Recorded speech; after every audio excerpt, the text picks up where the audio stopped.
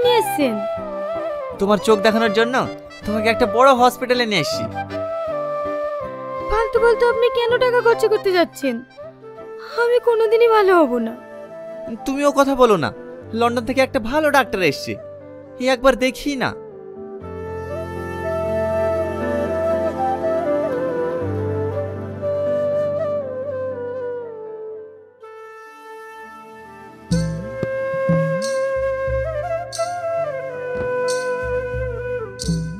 দেখুন, ওর যে চোখের কন্ডিশন দেখলাম, আই থিঙ্ক অপারেশন করালে 80% ভালো হওয়ার চান্স আছে। আচ্ছা ডাক্তারবাবু, অপারেশন করালে তাও কত টাকা খরচ হতে পারে? মিনিমাম 10 লাখ। আচ্ছা ডাক্তারবাবু, অপারেশন কতদিনের মধ্যে করা যাবে?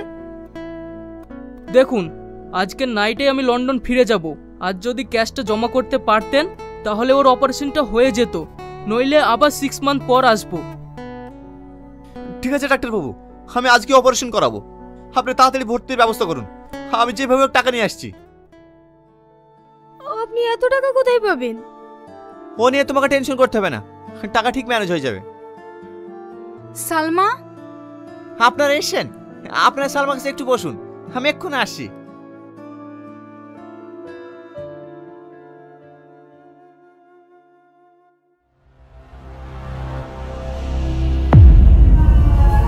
দাদা, দাদা,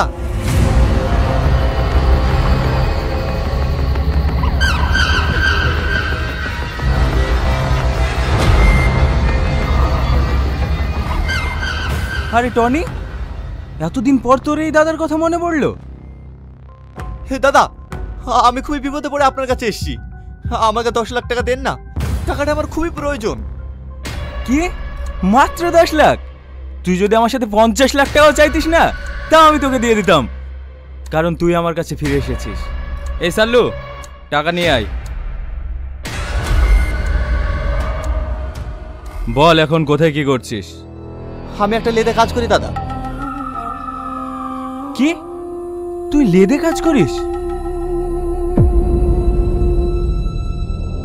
হ্যাঁ দাদা, আবার লেট হয়ে যাচ্ছে, আমি পরে এসে একদিন কথা বলবো। এটা কি হলো বস? যাকে আপনি পাগলের মতো মেরে ফেলার জন্য খুঁজে বেড়াচ্ছেন, আজ তাকেই হেল্প করলেন?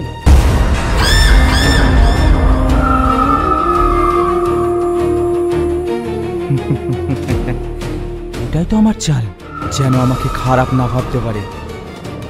যা, শালাকে উপরে পাঠিয়ে দিয়ে টাকাটা নিয়ে আয়। ঠিক আছে বস।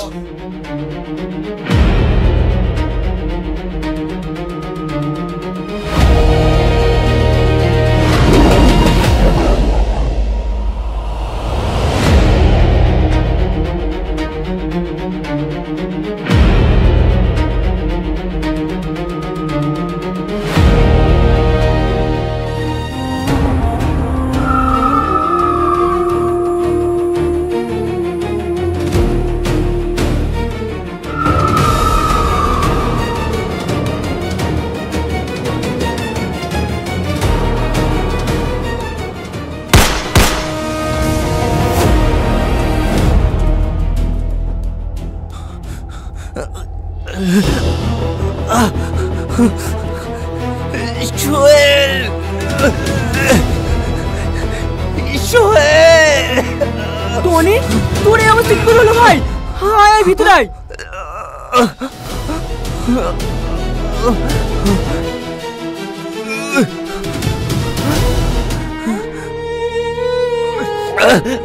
তোর তো ভাই গুলি লেগেছে, চল তো হসপিটালে নিয়ে যাই। ভাই, ওনাকে বাঁচতে দেন না।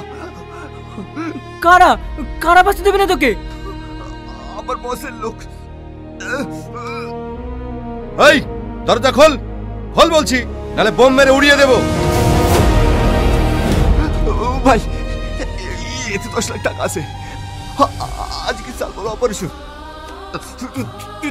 তাড়াতাড়ি হসপিটালে যাও। না, তোকে এই অবস্থায় একেবারে আমি কোথাও যাবো না। আমার কিচ্ছু হবে না, আজকে ডাক্তার চলে গেলে সালমার অপারেশন হবে না। তুই যা ভাই, তুই যা। কিন্তু তুই যা ভাই।